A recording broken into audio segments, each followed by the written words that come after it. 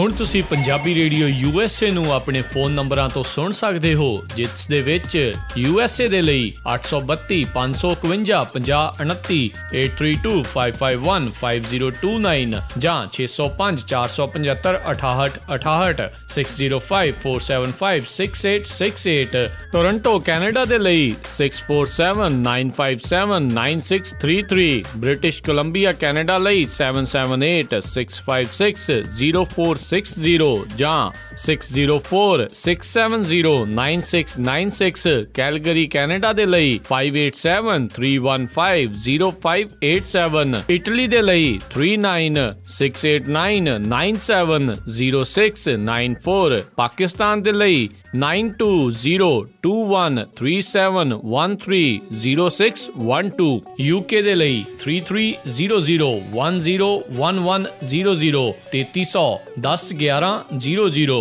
Germany ਦੇ ਲਈ 5118090404, 511 80 90 40 41, France ਦੇ ਲਈ 3318014255, 33 180 142 595, ਆਸਟ੍ਰੇਲੀਆ ਦੇ ਲਈ 612080805601, 612880805501। ਹੁਣ ਤੁਸੀਂ ਆਪਣੇ ਦੇਸ਼ਾਂ ਦੇ ਵਿੱਚੋਂ ਇਹਨਾਂ ਨੰਬਰਾਂ ਦੇ ਉੱਤੇ ਕਾਲ ਕਰਕੇ ਪੰਜਾਬੀ ਰੇਡੀਓ USA ਨੂੰ ਲਾਈਵ ਸੁਣ ਸਕਦੇ ਹੋ। ਇਸ ਦੇ ਨਾਲ ਹੀ ਤੁਸੀਂ ਖਬਰਾਂ, ਖਬਰ ਤੇ ਨਜ਼ਰ, ਸਿਹਤ ਸੰਭਾਲ ਦਾ ਪ੍ਰੋਗਰਾਮ, ਨਾਨ ਸਟਾਪ ਪੰਜਾਬੀ ਗੀਤ, ਗੁਰਬਾਣੀ ਰੇਡੀਓ, ਸ਼੍ਰੀ ਦਰਬਾਰ ਸਾਹਿਬ ਜੀ ਦੇ ਹੁਕਮਨਾਮਾ ਸਾਹਿਬ ਦੀ ਵਿਆਖਿਆ ਪੰਜਾਬੀ ਅਤੇ ਅੰਗਰੇਜ਼ੀ ਦੇ ਵਿੱਚ, ਵੱਖ-ਵੱਖ ਗੁਰੂ ਘਰਾਂ ਦਾ ਸਿੱਧਾ ਪ੍ਰਸਾਰਣ, ਇਹ ਸਾਰਾ ਕੁਝ ਇਹਨਾਂ ਨੰਬਰਾਂ ਤੇ ਡਾਇਲ ਕਰਕੇ ਸੁਣ ਸਕਦੇ ਹੋ, ਜਾਂ ਸਾਡੀ ਵੈਬਸਾਈਟ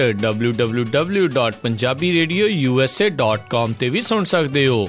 ਸੁਣਦੇ ਰਹੋ ਪੰਜਾਬੀ ਰੇਡੀਓ USA।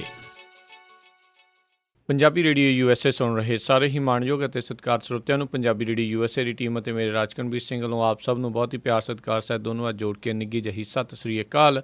ਸਭ ਨੂੰ ਜੀਆਂ ਨੂੰ ਆਖਦੇ ਹਾਂ। ਸਰੋਤਿਓ, ਪ੍ਰੋਗਰਾਮ ਲੈ ਕੇ ਹਾਜ਼ਰ ਹੋ ਚੁੱਕੇ ਹਾਂ। ਖਬਰ ਤੇ ਨਜ਼ਰ ਪ੍ਰੋਗਰਾਮ ਦੇ ਵਿੱਚ ਤੁਹਾਡੇ ਨਾਲ ਜਿਹੜੀ ਅਸੀਂ ਅੱਜ ਦੇ ਦਿਨ ਗੱਲਬਾਤ ਕਰਵਾਉਂਦੇ ਹਾਂ ਬਲਤੇਜ ਪੰਨੂ ਹੁਣਾਂ ਦੇ ਨਾਲ। ਇਸ ਟਾਈਮ ਸਾਡੇ ਨਾਲ ਜੁੜ ਚੁੱਕੇ ਨੇ ਬਲਤੇਜ ਪੰਨੂ ਜੀ। ਜੀ ਆਇਆਂ ਨੂੰ, ਸਤਿ ਸ੍ਰੀ ਅਕਾਲ ਹੈ ਜੀ। ਸਤਿ ਸ੍ਰੀ ਅਕਾਲ ਜੀ, ਧੰਨਵਾਦ ਜੀ, ਬਹੁਤ ਮਿਹਰਬਾਨੀ। ਸਾਡੇ ਪ੍ਰੋਗਰਾਮ ਖਬਰ ਤੇ ਨਜ਼ਰ ਨੂੰ ਸਪਾਂਸਰ ਕਰਦੇ ਨੇ ਖਾਲਸਾ ਇੰਸ਼ੋਰੈਂਸ ਏਜੰਸੀ ਵਾਲੇ, ਜਿਨ੍ਹਾਂ ਦੇ ਕੋਲੋਂ ਤੁਸੀਂ ਹਰ ਤਰ੍ਹਾਂ ਦੇ ਇੰਸ਼ੋਰੈਂਸ ਕਰਵਾ ਸਕਦੇ ਹੋ। ਉਹਨਾਂ ਦਾ ਫ਼ੋਨ ਨੰਬਰ 408272 2500 4082722500।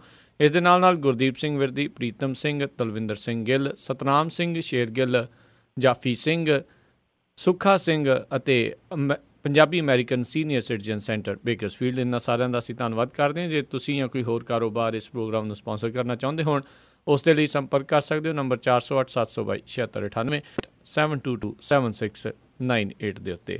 ਸੋ ਜਿਹੜਾ ਆਪਾਂ ਹੁਣ ਪ੍ਰੋਗਰਾਮ ਦੀ ਸ਼ੁਰੂਆਤ ਦੇ ਵਿੱਚ ਪਹਿਲੀ ਗੱਲਬਾਤ ਬਲਤੇਜ ਪੰਨੂ ਜੀ ਕਰਦੇ ਹਾਂ। ਜਿਹੜਾ ਔਰਬਿਟ ਬੱਸ ਕਾਂਡ ਆ ਜਿਹੜਾ ਆ, ਉਹ ਉਸ ਦੇ ਨਾਲ ਜਿਹੜੇ ਬਾਦਲ ਪਰਿਵਾਰ ਉਸ ਨੂੰ ਚੰਗੀ ਨਮੋਸ਼ੀ ਦਾ ਸਾਹਮਣਾ ਕਰਨਾ ਪੈ ਰਿਹਾ। ਬਿਲਕੁਲ ਜੀ, ਜਿਹੜੀ ਸੱਤਾਧਾਰੀ ਧਿਰ ਹੈ ਜੀ, ਉਹਦਾ ਦੀ ਮਾਲਕੀ ਵਾਲੀ ਬੱਸ ਕੰਪਨੀ ਔਰਬਿਟ ਦੇ ਵਿੱਚ ਜਿਹੜਾ ਕੱਲ੍ਹ ਵੀ ਆਪਾਂ ਸਾਂਝਾ ਕੀਤਾ ਸੀਗਾ, ਜਿਹੜਾ ਛੇੜਛਾੜ ਵਾਲਾ ਮਾਮਲਾ ਜੀ, ਉਹ ਇਸ ਵੇਲੇ ਬਹੁਤ ਭਖ ਗਿਆ ਜੀ। ਸੁਖਬੀਰ ਸਿੰਘ ਬਾਦਲ ਦੇ ਅਸਤੀਫੇ ਦੀ ਮੰਗ ਹੋ ਰਹੀ ਹੈ, ਕਿਉਂਕਿ ਇੱਕ ਤਾਂ ਉਹ ਕੰਪਨੀ ਦੇ ਮਾਲਕ ਨੇ, ਦੂਜਾ ਉਹ ਸੂਬੇ ਦੇ ਗ੍ਰਹਿ ਮੰਤਰੀ ਨੇ। ਬਾਘੇ ਪੁਰਾਣੇ ਦੀ ਪੁਲਿਸ ਨੇ ਡਰਾਈਵਰ, ਕੰਡਕਟਰ, ਉਹਨਾਂ ਦਾ ਹਾਕਰ ਜਿਹੜਾ ਤੇ ਇੱਕ ਹੋਰ ਵਿਅਕਤੀ ਨੂੰ ਗ੍ਰਿਫਤਾਰ ਜਿਹੜਾ ਜੀ ਉਹ ਕਰ ਲਿਆ ਜੀ। ਉਹਨਾਂ ਦੇ ਖਿਲਾਫ ਕਤਲ, ਸਾਜ਼ਿਸ਼ ਘੜਨਾ ਤੇ SC ਜਿਹੜਾ ਐਕਟ ਹੈ ਜੀ, ਉਹਦੇ ਤਹਿਤ ਮਾਮਲਾ ਜਿਹੜਾ ਜੀ ਉਹ ਦਰਜ ਕੀਤਾ ਗਿਆ। ਇਸ ਮਾਮਲੇ ਉੱਤੇ ਕਈ ਕੁਝ ਜਿਹੜਾ ਜੀ ਉਹ ਸਾਹਮਣੇ ਆ ਰਿਹਾ ਕਿ ਕੀ ਇਹ ਮਾਂ ਤੇ ਧੀ ਨੇ ਵਾਕਿਆ ਆਪ ਛਾਲ ਮਾਰੀ, ਜਾਂ ਉਹਨਾਂ ਨੂੰ ਜਿਹੜਾ ਸੀਗਾ ਉਹ ਜਿਹੜਾ ਧੱਕਾ ਦਿੱਤਾ ਗਿਆ ਬੱਸ ਦੇ ਵਿੱਚੋਂ ਜੀ। ਕਿਆ ਇਹਨਾਂ ਦੇ ਵੱਲੋਂ ਇਹ ਜਾ ਰਿਹਾ ਜੀ ਕਿ ਅਸੀਂ ਆਪ ਛਾਲ ਜਿਹੜੀ ਸੀ ਉਹ ਮਾਰ ਦਿੱਤੀ। ਦੂਜੇ ਪਾਸੇ ਜਿਹੜੇ ਕੁਝ ਪੱਖ ਇਹ ਕਹਿੰਦੇ ਨੇ ਕਿ ਇਹਨਾਂ ਨੇ ਆਪ ਛਾਲ ਨਹੀਂ ਮਾਰੀ, ਉਹਨਾਂ ਨੂੰ ਦਬਾਅ ਦੇ ਤਹਿਤ ਇਹ ਬਿਆਨ ਜਿਹੜਾ ਜੀ ਉਹ ਦਵਾਇਆ ਜਾ ਰਿਹਾ ਜੀ। ਕਿਉਂਕਿ ਜਿਹੜੀਆਂ ਇਹ ਔਰਬਿਟ ਦੀਆਂ ਬੱਸਾਂ ਨੇ, ਨੋਰਮਲ ਬੱਸਾਂ ਤਾਂ ਹੈ ਨਹੀਂ ਗਿਆ ਜੀ। ਇਹਨਾਂ ਦੀ ਜਿਹੜੀ ਬਾਰੀ ਹੈ ਉਹਦਾ ਕੰਟਰੋਲ ਡਰਾਈਵਰ ਦੇ ਹੱਥ ਦੇ ਵਿੱਚ ਹੈ। ਉਹਨੂੰ ਢੱਕ ਕੇ ਨਹੀਂ ਖੋਲਿਆ ਜਾ ਸਕਦਾ ਜੀ, ਉਹਨੂੰ ਜ਼ਬਰਦਸਤੀ ਨਹੀਂ ਖੋਲਿਆ ਜਾ ਸਕਦਾ। ਇਸ ਕਰਕੇ ਇਹ ਗੱਲ ਜਿਹੜੀ ਆ ਜੀ ਉਹ ਜਾਪਦੀ ਆ ਕਿ ਇਹਨਾਂ ਨੂੰ ਜਾਣ ਬੁੱਝ ਕੇ ਬਾਰੀ ਦੇ ਵਿੱਚ ਕੋਲੇ ਲਿਆ ਕੇ ਜਿਹੜਾ ਜੀ ਬਾਰੀ ਖੋਲ ਕੇ ਢੱਕ ਕੇ ਬਾਹਰ ਜਿਹੜਾ ਜੀ ਉਹ ਸੁੱਟਿਆ ਗਿਆ ਜੀ। ਇਸ ਵੇਲੇ ਜਿਹੜਾ ਬਾਦਲ ਪਰਿਵਾਰ ਹੈ ਉਹ ਇਸ ਵੇਲੇ ਤੱਤੇ ਪਾਣੀ ਦੇ ਵਿੱਚ ਹੈ। ਪ੍ਰਕਾਸ਼ ਸਿੰਘ ਬਾਦਲ ਹੋਰੀ ਕਹਿੰਦੇ ਨੇ ਕਿ ਠੀਕ ਹੈ ਜੀ, ਇਹ ਮਾੜੀ ਘਟਨਾ ਹੈ। ਉਹਨਾਂ ਨੇ ਇਹ ਵੀ ਕਿਹਾ ਕਿ ਬੱਸ ਕੰਪਨੀ ਜਿਹੜੀ ਹੈ ਜੀ ਉਹ ਮੇਰੇ ਮੁੰਡੇ ਦੀ ਆ। ਹਰਸਿਮਰਤ ਕੌਰ ਬਾਦਲ ਕਹਿੰਦੀ ਆ ਕਿ ਇਹ ਤਾਂ ਕੰਪਨੀ ਸਾਡੀ ਹੈ ਹੀ ਨਹੀਂ। ਦੂਜੇ ਪਾਸੇ ਪੰਜਾਬ ਪੁਲਿਸ ਤੇ ਮੁਖੀ ਸਮੇਤ ਸਿੰਘ ਸੈਣੀ ਹੋਰੀ ਜਿਹੜੇ ਜੀ ਉਹ ਇਹ ਕਹੀ ਜਾਂਦੇ ਆ ਬੱਸ ਜਿਹੜੀ ਹੈ ਕੰਪਨੀ ਆ ਦੀ ਜਿਹੜੀ ਉਹ ਬਾਦਲਾਂ ਦੀ ਆ। ਇਉਂ ਲੱਗਦਾ ਜੀ ਕਿ ਹਰਸਿਮਰਤ ਕੌਰ ਬਾਦਲ ਹੋਰਾਂ ਨੂੰ ਸ਼ਾਇਦ ਆਪਣੀ ਪ੍ਰਾਪਰਟੀ ਦਾ ਪਤਾ ਹੀ ਨਹੀਂ, ਉਹਨਾਂ ਨੂੰ ਆਪਣੀ ਜਾਇਦਾਦ ਦਾ ਜਿਹੜਾ ਜੀ ਉਹ ਪਤਾ ਹੀ ਨਹੀਂ ਕਿ ਕਿੰਨੀ ਕੁ ਆ। ਜਿਹਦੇ ਕਰਕੇ ਔਰਬਿਟ ਉਹਨਾਂ ਦੀ ਆ, ਉਹਨਾਂ ਨੂੰ ਕਿਤੇ ਚੇਤਾ ਜਿਹੜਾ ਜੀ ਉਹ ਭੁੱਲ ਗਿਆ ਜਾਪਦਾ। ਜੀ ਬਿਲਕੁਲ। ਤੇ ਜਿਹੜਾ ਇਹ ਔਰਬਿਟ ਬੱਸ ਕਾਂਡ ਹੈ ਇਹ ਹੁਣ ਸੜਕ ਤੋਂ ਲੈ ਕੇ ਪਾਰਲੀਮੈਂਟ ਤੱਕ ਵੀ ਪਹੁੰਚਿਆ। ਬਿਲਕੁਲ ਜੀ, ਥਾਂ ਥਾਂ ਦੇ ਉੱਤੇ ਸੜਕਾਂ ਜਿਹੜੀਆਂ ਦੀ ਉਹ ਜਾਮ ਹੋਈਆਂ ਨੇ। ਬਾਘੇ ਪੁਰਾਣੇ ਦੇ ਵਿੱਚ, ਮੋਗੇ ਦੇ ਵਿੱਚ ਜਿਹੜੀਆਂ ਦੀ ਸੜਕਾਂ ਜਾਮ ਕੀਤੀਆਂ ਗਈਆਂ ਨੇ ਇਸ ਔਰਬਿਟ ਦੇ ਕਾਂਡ ਨੂੰ ਲੈ ਕੇ ਦੀ। ਔਰ ਇਹ ਔਰਬਿਟ ਜਿਹੜੀ ਬੱਸ ਹੈ ਜੀ ਉਹ ਤੋਂ ਬਾਅਦ ਇਹ ਮਾਮਲਾ ਜਿਹੜਾ ਦੀ ਸੜਕਾਂ ਤੋਂ ਬਾਅਦ ਗਿਆ ਦੀ ਸਿੱਧਾ ਪਾਰਲੀਮੈਂਟ ਦੇ ਵਿੱਚ। ਪਾਰਲੀਮੈਂਟ ਦੇ ਵਿੱਚ ਜਿਹੜੇ ਮੈਂਬਰ ਪਾਰਲੀਮੈਂਟ ਨੇ ਜਿਹੜੇ ਰਮਨੀਤ ਸਿੰਘ ਬਿੱਟੂ, ਸੰਤੋਸ਼ ਚੌਧਰੀ ਤੇ ਭਗਵੰਤ ਮਾਨ, ਡਾਕਟਰ ਧਰਮਵੀਰ ਗਾਂਧੀ, ਇਹ ਸਾਰੇ ਜਿਹੜੇ ਸਨ ਜੀ ਇਹ ਸਪੀਕਰ ਦੇ ਸਾਹਮਣੇ ਆ ਗਏ ਔਰ ਇਸ ਮਾਮਲੇ ਦੇ ਉੱਤੇ ਬਹਿਸ ਦਾ ਸਮਾਂ ਦੇਣ ਦੀ ਇਹਨਾਂ ਨੇ ਜਿਹੜਾ ਜੀ ਉਹ ਮੰਗ ਕੀਤੀ। ਸਪੀਕਰ ਨੇ ਇਹਦੀ ਇਜਾਜ਼ਤ ਨਹੀਂ ਦਿੱਤੀ। ਹੰਗਾਮਾ ਜ਼ਿਆਦਾ ਜਿਹੜਾ ਸੀ ਉਹ ਵੱਧ ਗਿਆ, ਜਿਹਦੇ ਕਰਕੇ ਸਦਨ ਜਿਹੜੀ ਸੀ ਉਹ ਕੁਝ ਸਮੇਂ ਦੇ ਵਾਸਤੇ ਉਠਾਉਣੀ ਪਈ। ਇਹਨਾਂ ਨੇ ਪਾਰਲੀਮੈਂਟ ਦੇ ਵਿੱਚ ਜਿਹੜਾ ਜੀ ਉਹ ਮੰਗ ਕੀਤੀ ਕਿ ਇਸ ਮਸਲੇ ਦੇ ਉੱਤੇ ਜਿਹੜਾ ਜੀ ਸਪੀਕਰ ਜਿਹੜੇ ਨੇ ਉਹ ਬਹਿਸ ਦਾ ਸਮਾਂ ਦੇਣ। ਹਰਸਿਮਰਤ ਕੌਰ ਬਾਦਲ ਜਿਹੜੇ ਸੀ ਉਹਨੇ ਆਪਣੀ ਸੀਟ ਤੋਂ ਖੜੇ ਹੋ ਕੇ ਬੋਲਣ ਦੀ ਜਿਹੜੀ ਸੀ ਉਹ ਕੋਸ਼ਿਸ਼ ਕੀਤੀ। ਸਪੀਕਰ ਜਿਹੜੇ ਸੁਮਿਤਰਾ ਮਹਾਜਨ ਸੀ ਉਹਨਾਂ ਨੇ ਇਸ ਮਾਮਲੇ ਨੂੰ ਸਿਆਸੀ ਰੰਗਤ ਨਾ ਦੇਣ ਦੀ ਅਪੀਲ ਜਿਹੜੀ ਸੀ ਉਹ ਕੀਤੀ। ਮਸਲਾ ਜਦੋਂ ਪਾਰਲੀਮੈਂਟ ਦੇ ਵਿੱਚ ਆਇਆ ਤਾਂ ਨੈਸ਼ਨਲ ਜਿਹੜਾ ਮੀਡੀਆ ਸੀਗਾ ਜੀ ਉਹਦੇ ਉੱਤੇ ਵੀ ਇਹ ਚਰਚਾ ਦਾ ਵਿਸ਼ਾ ਬਣ ਗਿਆ। ਔਰ ਇਹ ਜਿਹੜਾ ਨੈਸ਼ਨਲ ਮੀਡੀਆ ਦੇ ਉੱਤੇ ਮਸਲਾ ਜਿਹੜਾ ਜੀ ਉਹ ਇਸ ਤਰੀਕੇ ਨਾਲ ਚੱਲ ਰਿਹਾ ਅਜੇ ਵੀ ਕਿ ਇਹ ਇੱਕ ਨਿਰਭਇਆ ਕਾਂਡ ਜਿਹੜਾ ਸੀਗਾ ਉਸੇ ਤਰੀਕੇ ਦਾ ਕਾਂਡ ਕਰਨ ਦੀ ਕੋਸ਼ਿਸ਼ ਜਿਹੜੀ ਆ ਜੀ ਉਹ ਪੰਜਾਬ ਦੇ ਵਿੱਚ ਇਸ ਇੱਥੇ ਜਿਹੜਾ ਜੀ ਉਹ ਕੀਤੀ ਗਈ ਆ। ਔਰ ਇਹ ਜਿਵੇਂ ਬਾਦਲ ਪਰਿਵਾਰ ਦੀ ਏਕਤਾ ਜਿਹੜੀ ਹੈ ਜੀ ਉਹ ਨਮੋਸ਼ੀ ਆ। ਦੂਸਰਾ ਇਹ ਹੈ ਜੀ ਕਿ ਇਹ ਨੈਸ਼ਨਲ ਮਸਲਾ ਜਿਹੜਾ ਜੀ ਉਹ ਬਣ ਗਿਆ। ਹੁਣ ਜਿਹੜਾ ਕੇਂਦਰੀ ਗ੍ਰਹਿ ਮੰਤਰਾਲਾ ਹੈ ਉਹਨੇ ਇਹਦੀ ਪੂਰੀ ਰਿਪੋਰਟ ਜਿਹੜੀ ਹੈ ਜੀ ਉਹ ਤਲਬ ਕਰ ਲਈ ਹੈ, ਕਿਉਂਕਿ ਮਾਮਲਾ ਪਾਰਲੀਮੈਂਟ ਦੇ ਵਿੱਚ ਹੈ। ਇਸ ਕਰਕੇ ਦੇਖਦੇ ਹਾਂ ਜੀ ਕਿ ਇਸ ਰਿਪੋਰਟ ਦੇ ਤਲਬ ਕਰਨ ਤੋਂ ਬਾਅਦ ਇਹਦਾ ਕੀ ਇਸ ਮਸਲੇ ਦੇ ਉੱਤੇ ਜਿਹੜਾ ਜੀ ਉਹ ਹੁੰਦਾ। ਜੀ ਤੇ ਇਹ ਵੀ ਚੀਜ਼ਾਂ ਬਹੁਤ ਨੋਟ ਕੀਤੀਆਂ ਗਈਆਂ ਵੀ ਜਿਹੜੇ ਮੁੱਖ ਮੰਤਰੀ ਪ੍ਰਕਾਸ਼ ਬਾਦਲ ਨੇ ਜਦ ਉਹ ਧਰਨਾ ਲਾਉਣ ਆਏ ਤਾਂ ਉਹ ਕਹਿੰਦੇ ਵੀ ਮੈਨੂੰ ਵੀ ਇਸ ਧਰਨੇ 'ਚ ਬਿਠਾ ਲਓ, ਇਹ ਕਿਸ ਤਰੀਕੇ ਦਾ ਮਜ਼ਾਕ ਕਰ ਰਹੇ ਨੇ। ਤੇ ਦੂਜੇ ਪਾਸੇ ਜਦ ਆਮ ਆਦਮੀ ਪਾਰਟੀ ਦੀ ਰੈਲੀ ਦੇ ਵਿੱਚ ਕਿਸਾਨ ਨੇ ਖੁਦਕੁਸ਼ੀ ਕੀਤੀ ਸੀ ਉਸ ਦੀ ਇਹਨਾਂ ਨੇ ਜਾਂਚ ਦੀ ਮੰਗ ਕੀਤੀ। ਕੀ ਇਸ ਦੀ ਵੀ ਇਹ ਜਾਂਚ ਕਰਾਉਣਗੇ? ਤੇ ਹੱਸ ਰਹੇ ਸੀਗੇ ਜਦੋਂ ਉਹ ਗੱਲਾਂ ਕਹਿ ਰਹੇ ਸੀ ਵੀ ਸੁਖਬੀਰ ਬਾਦਲ ਦੇ ਉੱਤੇ FIR ਦਰਜ ਹੋਣੀ ਚਾਹੀਦੀ ਹੈ। ਨਹੀਂ, ਉਹ ਟੀਚਰ ਚ ਲੈਂਦੇ ਨੇ ਜੀ, ਉਹਨਾਂ ਨੂੰ ਕਿਸੇ ਦੀ ਮੌਤ ਦੇ ਨਾਲ ਕੀ ਜੀ। ਉਹ ਅਜੇ ਵੀ ਇਹ ਕਹਿ ਰਹੇ ਨੇ ਮਾੜੀ ਘਟਨਾ ਹੈ। ਹਰਸਿਮਰਤ ਕੌਰ ਬਾਦਲ ਕਹਿੰਦੀ ਆ ਸਾਡੀ ਬੱਸ ਹੀ ਨਹੀਂ। ਚਲੋ ਮੰਨ ਲਿਆ ਜਾਵੇ ਇਹਨਾਂ ਦੀ ਬੱਸ ਨਹੀਂ ਹੈਗੀ। ਕੀ ਕਿਸੇ ਦੀ ਬੱਸ ਦੇ ਵਿੱਚੋਂ ਏਦਾਂ ਕਿਸੇ ਦੀ ਧੀ ਜਿਹੜੀ ਆ ਜੀ ਉਹ ਡਿੱਗ ਕੇ ਮਰ ਜਾਵੇ ਤੇ ਫਿਰ ਇਹਦਾ ਮਤਲਬ ਇਹ ਆ ਜੀ ਕਿ ਕਿਸੇ ਦੀ ਬੱਸ ਦੇ ਵਿੱਚੋਂ ਰਾਜ ਤਾਂ ਤੁਹਾਡਾ ਨਾ ਜੀ ਉੱਥੇ। ਜੀ ਜਿਹੜੇ ਪ੍ਰਕਾਸ਼ ਸਿੰਘ ਬਾਦਲ ਹੋਰੀ ਨੇ ਉਹ ਕਹਿੰਦੇ ਉਹਨਾਂ ਨੇ ਛਾਲ ਮਾਰਤੀ। ਪੰਜਾਬ ਦੀ ਪੁਲਿਸ ਦੇ ਮੁਖੀ ਸਮੇਤ ਸਿੰਘ ਸੈਣੀ ਹੋਰੀ ਕਹਿੰਦੇ ਨੇ ਕਿ ਮਾਂ ਤੇ ਧੀ ਨੂੰ ਕੰਡਕਟਰ ਨੇ ਧੱਕਾ ਦੇ ਕੇ ਬਾਹਰ ਸੁੱਟਿਆ। ਜਿੱਥੇ ਤੁਸੀਂ ਅੰਦਾਜ਼ਾ ਲਾ ਸਕਦੇ ਹੋ ਇਹਨਾਂ ਦੇ ਕੋਲੇ ਕਹਿਣ ਦੇ ਵਾਸਤੇ ਕੁਝ ਵੀ ਨਹੀਂ ਹੈਗਾ ਜੀ। ਉਹਨਾਂ ਨੂੰ ਪਤਾ ਹੀ ਨਹੀਂ ਗਾ ਕਿ ਇਹ ਸਾਰਾ ਕੁਝ ਜਿਹੜਾ ਜੀ ਉਹ ਕੀ ਹੋ ਗਿਆ ਤੇ ਉਹਨਾਂ ਨੇ ਇਸ ਮਸਲੇ ਦੇ ਉੱਤੇ ਜਿਹੜਾ ਜੀ ਉਹ ਜਵਾਬ ਜਿਹੜਾ ਜੀ ਉਹ ਕੀ ਦੇਣਾ। ਉਹ ਚਾਰ ਚਫੇਰੇ ਤੋਂ ਜਿਹੜਾ ਜੀ ਉਹ ਫਸੇ ਬੈਠੇ ਨੇ ਇਸ ਮਸਲੇ ਤੇ ਜੀ ਬਿਲਕੁਲ। ਤੇ ਅਗਲੀ ਜਿਹੜੀ ਆਪਾਂ ਗੱਲ ਕਰਦੇ ਨੇ ਸਾਬਕਾ MP ਜੋਰਾ ਸਿੰਘ ਮਾਨ, ਉਹਨਾਂ ਦੇ ਪੁੱਤ ਤੇ ਭਤੀਜੇ ਦੇ ਉੱਤੇ ਇਰਾਦਾ ਕਤਲ ਦਾ ਪਰਚਾ ਦਰਜ। ਬਿਲਕੁਲ ਜੀ, ਇਹ ਜਿਹੜਾ ਮਾਮਲਾ ਹੈ ਜੀ ਇਹ ਨਵਾਂ ਇਸ ਵੇਲੇ ਉੱਭਰ ਕੇ ਜਿਹੜਾ ਜੀ ਉਹ ਸਾਹਮਣੇ ਆਇਆ ਹੈ, ਜਿਹਦੇ ਵਿੱਚ ਜਿਹੜਾ ਇਹ ਜੋਰਾ ਸਿੰਘ ਮਾਨ ਹੋਰੀ ਜਿਹੜੇ ਸਾਬਕਾ ਮੈਂਬਰ ਪਾਰਲੀਮੈਂਟ ਨੇ ਉਹਨਾਂ ਦੇ ਪੁੱਤ ਤੇ ਭਤੀਜੇ ਦੇ ਉੱਤੇ ਜਿਹੜਾ ਜੀ ਇਹ ਮਾਮਲਾ ਦਰਜ ਜਿਹੜਾ ਜੀ ਉਹ ਕੀਤਾ ਗਿਆ। ਪੁਲਿਸ ਦੇ ਦੱਸਣ ਦੇ ਅਨੁਸਾਰ ਪਿਛਲੇ ਦਿਨਾਂ ਦੇ ਵਿੱਚ ਇੱਕ ਇਹ ਮਾਮਲਾ ਜਿਹੜਾ ਸੀਗਾ ਉਹ ਸਾਹਮਣੇ ਆਇਆ ਸੀਗਾ ਕਿ ਕਤਲ ਦੇ ਇੱਕ ਪੁਰਾਣੇ ਮਾਮਲੇ ਦੇ ਵਿੱਚ ਜਿਹੜਾ ਜੀ ਜਿਹੜੇ HS ਗਰੇਵਾਲ ਨੇ ਉੱਥੋਂ ਦੇ ਸੈਸ਼ਨ ਜੱਜ, ਉਹਨਾਂ ਨੇ ਸ਼੍ਰੋਮਣੀ ਅਕਾਲੀ ਦਲ ਦੇ ਸਾਬਕਾ ਮੈਂਬਰ ਪਾਰਲੀਮੈਂਟ ਜੋਰਾ ਸਿੰਘ ਮਾਨ ਦਾ ਪੁੱਤ ਵਰਿੰਦਰ ਸਿੰਘ ਮਾਨ ਉਰਫ ਨੋਨੀ ਮਾਨ, ਭਤੀਜੇ ਗੁਰਸੇਵਕ ਸਿੰਘ ਮਾਨ ਉਰਫ ਕੈਸ਼ ਮਾਨ, ਉਹਦੇ PA ਤੇ ਨਗਰ ਕੌਂਸਲ ਦੇ ਪ੍ਰਧਾਨ ਤੇ 3 ਹੋਰਾਂ ਦੇ ਖਿਲਾਫ ਜਿਹੜਾ ਜੀ ਉਹ ਇਰਾਦਾ ਕਤਲ ਦਾ ਮਾਮਲਾ ਜਿਹੜਾ ਜੀ ਉਹ ਦਰਜ ਕੀਤਾ ਜੀ। ਇਸ ਮਸਲੇ ਦੇ ਵਿੱਚ ਇਹ ਪਤਾ ਲੱਗਾ ਹੈ ਕਿ ਗੁਰੂ ਹਰਸਹਾਏ ਦੇ ਕਾਂਗਰਸੀ ਵਿਧਾਇਕ ਰਾਣਾ ਗੁਰਮੀਤ ਸਿੰਘ ਸੋਢੀ ਦਾ ਇੱਕ PA ਹੈ ਨਸੀਬ ਸਿੰਘ ਸੰਧੂ, ਉਹਨੇ ਕਿਹਾ ਹੈ ਕਿ ਬਲਾਕ ਸਮਿਤੀ ਦੀ ਚੋਣ ਸੰਬੰਧੀ ਕਾਂਗਰਸ ਦੇ ਉਮੀਦਵਾਰਾਂ ਦੇ ਕਾਗਜ਼ ਦਾਖਲ ਕਰਾਉਣ ਦੇ ਵਾਸਤੇ ਮਮਦੋਟ ਦੇ BDO ਦੇ ਵਿੱਚ ਦਫ਼ਤਰ ਦੇ ਵਿੱਚ ਜਦੋਂ ਗਿਆ ਤਾਂ ਉੱਥੇ ਕੁਝ ਜਿਹੜੇ ਲੋਕ ਸੀਗੇ ਉਹਨਾਂ ਨੇ ਜਿਹੜਾ ਸੀਗਾ ਜੀ ਕਾਂਗਰਸੀ ਵਰਕਰਾਂ ਨੂੰ ਨਾਮਜ਼ਦਗੀ ਫਾਰਮ ਭਰਨ ਤੋਂ ਰੋਕਣ ਦੀ ਕੋਸ਼ਿਸ਼ ਕੀਤੀ। ਨੋਨੀ ਮਾਨ ਨੇ ਜਿਹੜਾ ਸੀਗਾ ਜੀ ਆਪਣਾ ਪਿਸਤੌਲ ਜਿਹੜਾ ਕੱਢ ਕੇ ਉਹਨੂੰ ਗੋਲੀ ਮਾਰਤੀ, ਗੋਲੀ ਉਹਦੀ ਲੱਤ ਦੇ ਵਿੱਚ ਜਿਹੜੀ ਆ ਜੀ ਉਹ ਵੱਜੀ। ਹੁਣ ਪੁਲਿਸ ਨੇ ਜਿਹੜਾ ਜੀ ਇਸ ਮਸਲੇ ਦੇ ਉੱਤੇ ਮਾਮਲਾ ਦਰਜ ਕਰ ਲਿਆ। ਚਾਹੇ ਕੋਈ ਗੈਂਗਸਟਰ ਫੜਿਆ ਜਾਵੇ, ਚਾਹੇ ਕੋਈ ਲੜਾਈ ਜਿਹੜੀ ਆ ਜੀ ਉਹ ਹੋਵੇ, ਕੁਛ ਵੀ ਹੋਵੇ, ਇਹ ਪਤਾ ਨਹੀਂ ਕੀ ਰੀਜ਼ਨ ਆ ਜੀ, ਜਾ ਕੇ ਇਹਦਾ ਜਿਹੜਾ ਸਿੱਧਾ ਹੈ ਨਾ ਜੀ ਉਹ ਜੁੜ ਜਾਂਦਾ ਜਾ ਕੇ ਅਕਾਲੀ ਦਲ ਦੇ ਨਾਲ ਹੀ। ਜੀ ਜੀ ਜੀ।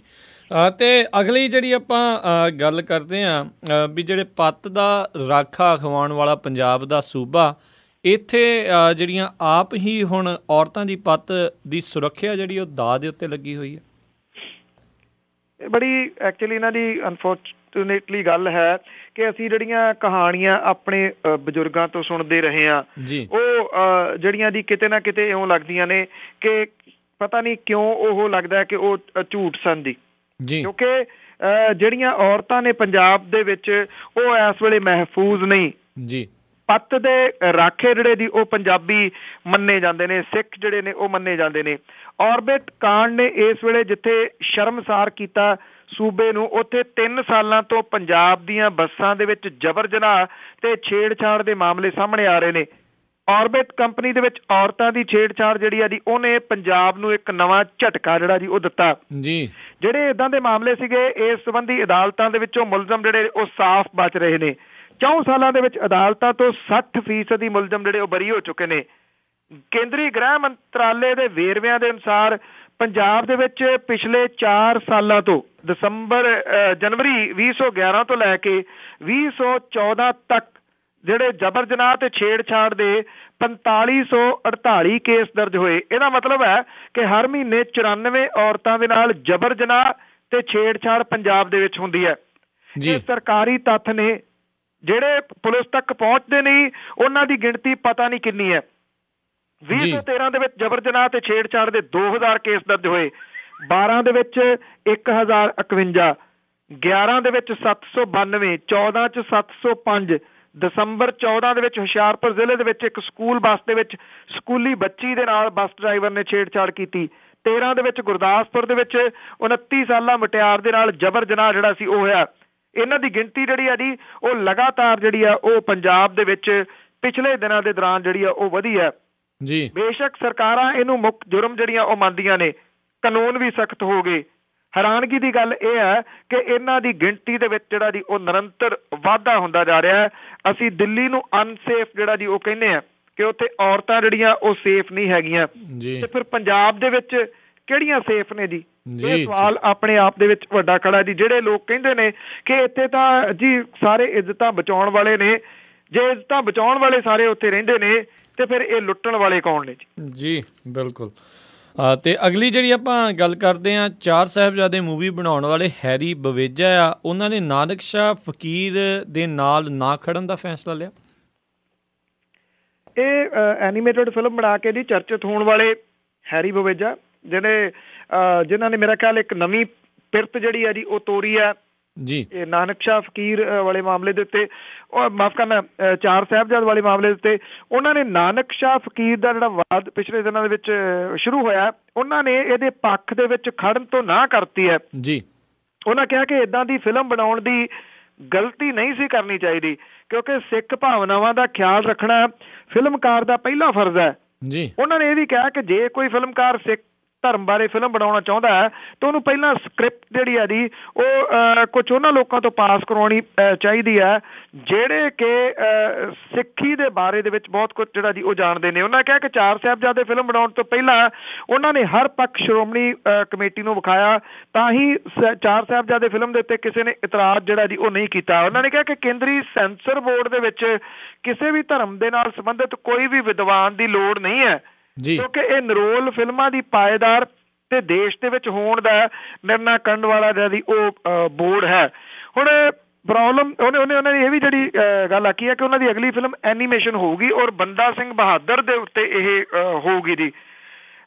ਲੱਗਦਾ ਹੈ ਕਿ ਇੱਕ ਕੰਟਰੋਵਰਸੀ ਜਿਹੜੀ ਇਹਨਾਂ ਦੀ ਉਹ ਕ੍ਰੀਏਟ ਕੀਤੀ ਗਈ ਸੀ ਨਾਨਕ ਸ਼ਾਹ ਫਕੀਰ ਵਾਲੇ ਮਾਮਲੇ ਉੱਤੇ ਕਿ ਲੋਕਾਂ ਨੇ ਪਤਾ ਨਹੀਂ ਕਿੰਨੀ ਕੁ ਜਿਹੜੀ ਹੈ ਜੀ ਉਹ ਦੇਖ ਲੈਣੀ ਹੈ, ਪਰ ਲੋਕ ਗਏ ਹੀ ਨਹੀਂ ਵੇਖਣ ਦੇ ਵਾਸਤੇ ਤੇ ਉਹਨਾਂ ਨੇ ਇਸ ਚੀਜ਼ ਨੂੰ ਬਰਦਾਸ਼ਤ ਨਹੀਂ ਕੀਤਾ ਜੀ ਕਿ ਜਿਹੜੇ ਜੀ ਇੱਥੇ ਗੁਰੂ ਨਾਨਕ ਸਾਹਿਬ ਜਿਹੜੇ ਨੇ ਜੀ ਉਹਨਾਂ ਦੇ ਕਿਰਦਾਰ ਨੂੰ ਜਿਹੜਾ ਜੀ ਉਹ ਦਿਖਾਇਆ ਜਾ ਸਕੇ। ਇਸ ਕਰਕੇ ਜਿਹੜਾ ਜੀ ਉਹ ਲੋਕੀ ਗਏ ਨਹੀਂ ਤੇ ਹੁਣ ਜਿਹੜਾ ਪ੍ਰੋਡਿਊਸਰ ਹੈ ਉਹਨੇ ਤਕਰੀਬਨ ਇਹ ਜਿਹੜੀ ਫਿਲਮ ਹੈ ਜੀ ਉਹ ਵਾਪਸ ਲੈ ਲਈ ਹੈ ਔਰ ਇਹ ਆਖਿਆ ਕਿ ਇਹਦੀ ਹੁਣ ਤੁਸੀਂ ਛਾਣਬੀਣ ਜਿਹੜੀ ਹੈ ਜੀ ਉਹ ਕਰ ਲਓ।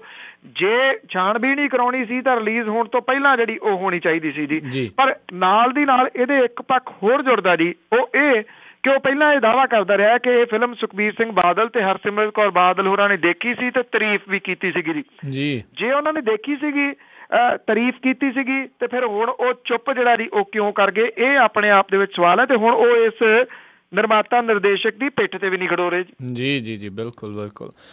ਤੇ ਅਗਲੀ ਜਿਹੜੀ ਆਪਾਂ ਗੱਲ ਕਰਦੇ ਹਾਂ, ਸਰਕਾਰ ਤੋਂ ਬਾਅਦ ਦੇ ਵਿੱਚ ਮੀਂਹ ਦੇ ਕੋਲੋਂ ਤੰਗ ਆ ਰਹੇ ਨੇ ਕਿਸਾਨ।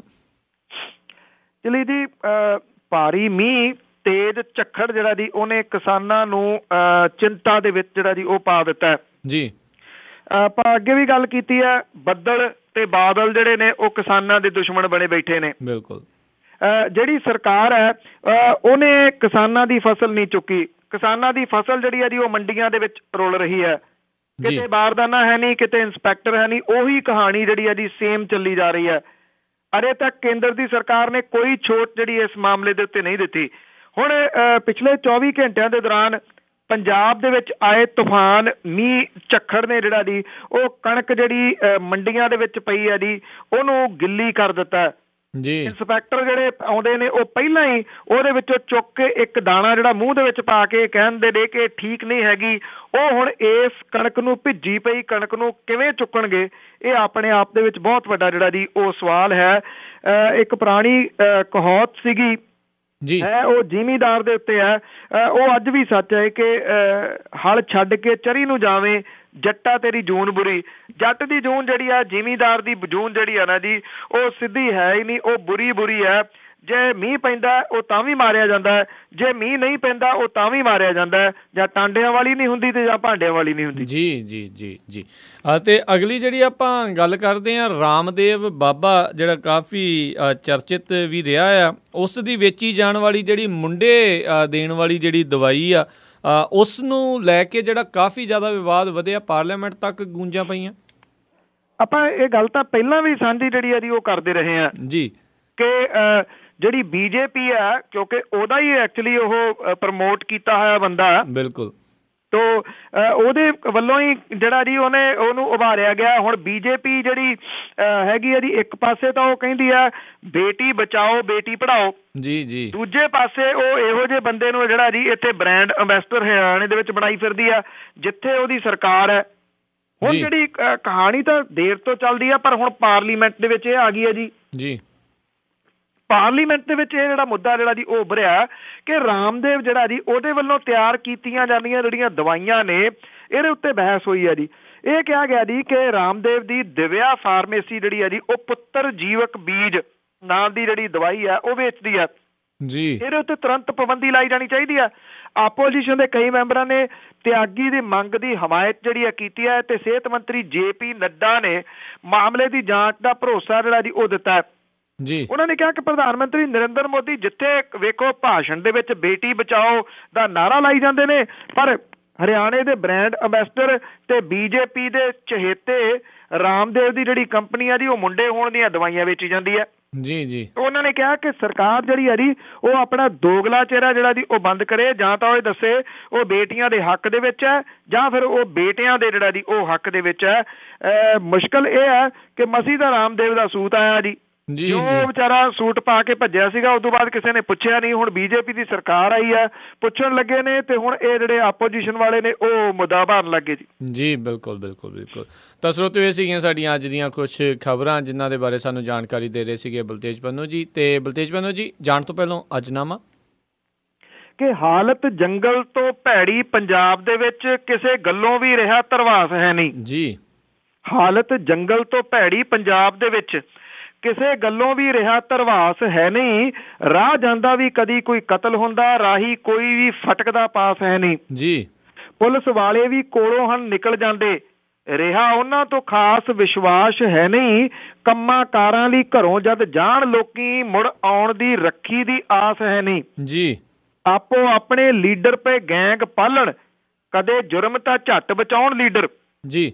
ਆਪੋ ਆਪਣੇ ਲੀਡਰ ਪਏ ਗੈਂਗ ਪਾਲਣ, ਕਰਦੇ ਜੁਰਮ ਤਾਂ ਝੱਟ ਬਚਾਉਣ ਲੀਡਰ। ਵਿਹੜੇ ਕਿਸੇ ਦੇ ਜਾਏ ਜਦ ਵਿੱਚ ਸੱਥਰ, ਫੋਕਾ ਦੇਣ ਧਰਵਾਸ ਨੂੰ ਆਉਣ ਲੀਡਰ। ਜੀ ਜੀ ਜੀ ਜੀ, ਬਹੁਤ ਬਹੁਤ ਤੁਹਾਡਾ ਧੰਨਵਾਦ ਬਲਤੇਜ ਪੰਨੂ ਜੀ, ਤੁਸੀਂ ਆ ਕੇ ਸਾਡੇ ਨਾਲ ਜੁੜੇ, ਆ ਕੇ ਇਹਨਾਂ ਖਬਰਾਂ ਦੇ ਬਾਰੇ ਸਾਨੂੰ ਜਾਣਕਾਰੀ ਦਿੱਤੀ। ਅਗਲੇ ਬੁਲੇਟਿਨ ਤੱਕ ਲਈ ਤੁਹਾਡਾ ਬਹੁਤ ਬਹੁਤ ਧੰਨਵਾਦ, ਮਿਹਰਬਾਨੀ, ਸਤਿ ਸ਼੍ਰੀ ਅਕਾਲ। ਧੰਨਵਾਦ ਜੀ, ਸਤਿ ਸ਼੍ਰੀ ਅਕਾਲ ਜੀ।